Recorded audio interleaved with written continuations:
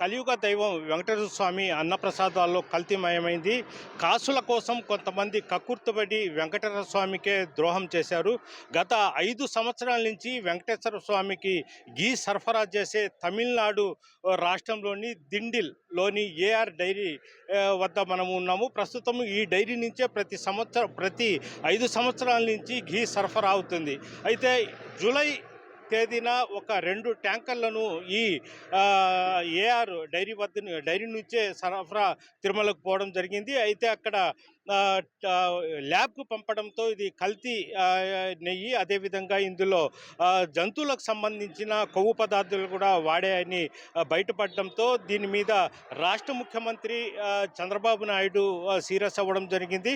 అదేవిధంగా దీని మీద ప్రత్యేకంగా విజిలెన్సు, అదేవిధంగా ఇప్పుడు తిరుమల ఈవోగా ఉన్న ఆయన కూడా మొత్తం